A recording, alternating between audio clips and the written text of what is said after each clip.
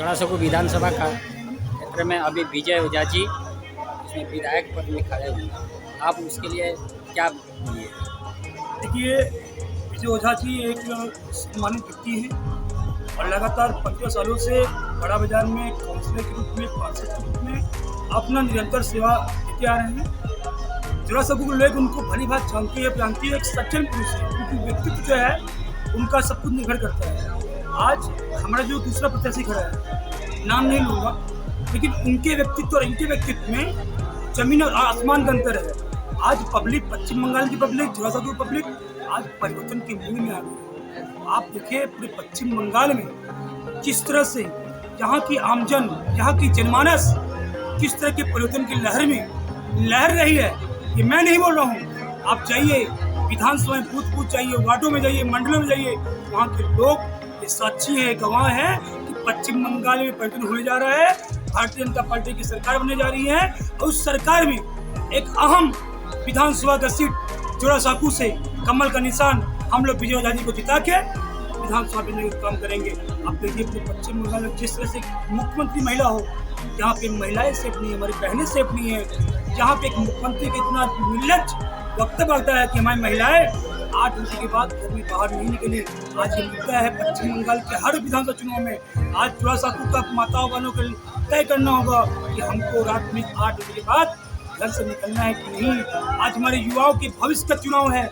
आज हमारे युवा, यहाँ का बंगाली युवा, बंगाल का युवा बंगाल छोड़ने पे मजबूर है, लेकिन वहीं पे एक तरफ तृणमूल की जो सरकार है, ममता बनर्जी बड़ी घोषणा करती है कि हमने बंगाल में उन्नयन किया है, हमने बंगाल में विकास किया है, लेकिन सारा झूठ है। आप देखिए अगर बंगाल में उन्नयन होता, बंगाल में विकास होता, हमारे यहाँ का बंगाल का युवा यहाँ से छोड़ के बेंगलोर, यूपी, महाराष्ट्र जाने के लिए मजबूर नहीं होता। हकीकत यह है कि पश्चिम बंगाल की मुख्यमंत्री ने लगातार 15 सालों से पश्चिम बंगाल की जनता के साथ खिलवाड़ किए।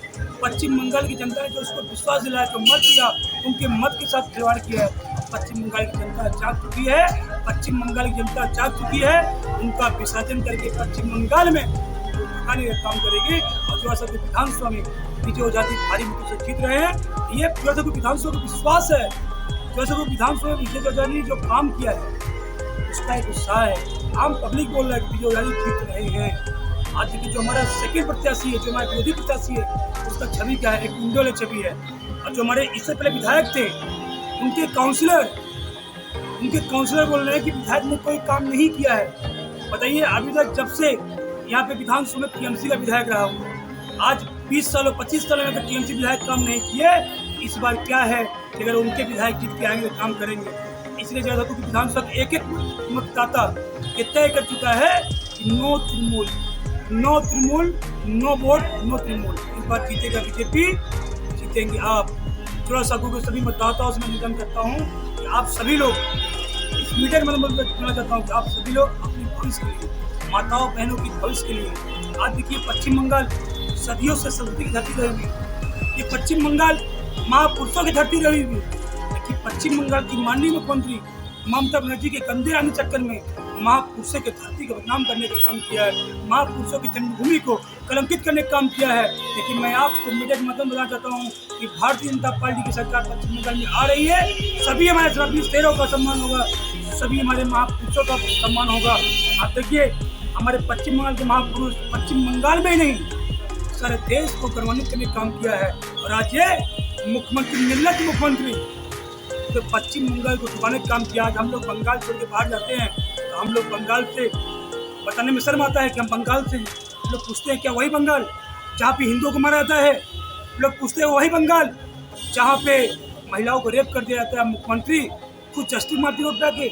लोग पूछते हैं वही पश्चिम बंगाल जहाँ पे युवा मजबूर है बंगाल छोड़ के प्लान करने के? लोग बोलते हैं वही पश्चिम बंगाल जहाँ के हिंदुओं को टारगेट करके उनको घरों को चलाया जाता है, माताओं बहनों के साथ व्यवहार किया जाता है? क्या वही पश्चिम बंगाल?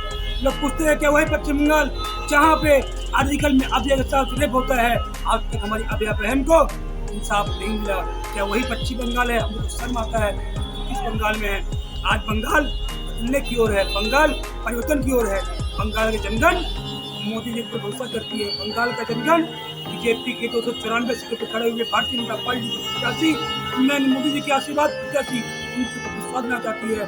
ममता बनर्जी का विसर्जन करके एक राष्ट्रवादी सरकार पश्चिम बंगाल में स्थापित करेंगे। सनातन धर्म को लेकर चलने वाली सरकार स्थापित करेंगे। सभी धर्म, हिंदू, मुस्लिम, सिख, ईसाई, जो भाई भाई का नारा है उसको लेकर चलने का काम भारतीय जनता पार्टी की सरकार करेगी। भारतीय जनता पार्टी के विधायक करेंगे। भारतीय जनता पार्टी के कार्यकर्ता, आप देखिए, हम लोग बोलते हैं भाईचारा, तो यही भाईचारा है। हम लोग भाईचारा मानते हैं, लेकिन वो लोग पश्चिम बंगाल में रह रहे हिंदुओं को चारा समझते हैं। अब वो और दिन नहीं है कि हम आपको भाई मानेंगे, आप हमको चारा मानिएगा। पश्चिम बंगाल के साथ में हिंदू जग चुका है। अगर आप ईंट मारोगे, पत्थर लेके हिंदू खड़ा रहेगा। हिंदू चूड़ी पहन नहीं बैठा है। आज अब देखिए, आज रामनवमी का जुलूस निकल रहा है हर जगह, लेकिन इसी पश्चिम बंगाल में रामनवमी का जुलूस निकालने के लिए परमिशन तक नहीं मिलता। आज हम लोग बंगाल में है, पाकिस्तान में, समझ के बाहर है कि पश्चिम बंगाल का हिंदू इसका बदला लेने के लिए, बदलाव करने के लिए, पतन करने के लिए तृणमूल सरकार का विसर्जन करके रहेगा। भारतीय जनता पार्टी की सरकार आ रही है।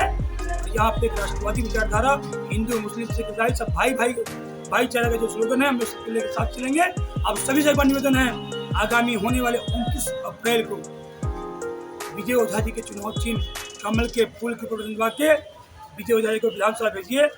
मैं आप सभी को एक भारतीय जनता पार्टी कार्यकर्ता होने के नाते बोलना चाहता हूँ, सभी माताओं बहनों को सम्मान होगा, सभी युवा भाइयों को रोजगार मिलेगा, एक व्यापारी भाइयों को यहाँ का परिवेश अच्छा मिलेगा तो व्यापार कर सके। आज देखिए, यहाँ का व्यापारी डरा हुआ है। आज तृणमूल का एक नेता जिसकी कोई औकात नहीं, वो लोग जाके हमारे व्यापारी भाइयों से 4 लाख चंदा वसूलते हैं, सिवाय तृणमूल कांग्रेस के नाम पे। व्यापारी डरा हुआ, व्यापारी वर्ग हो, यहाँ का बंगाली भाई हो, यहाँ के युवा भाई हो, यहाँ का नॉन बंगाली भाई हो, सभी लोग इस परिवर्तन में शामिल हैं।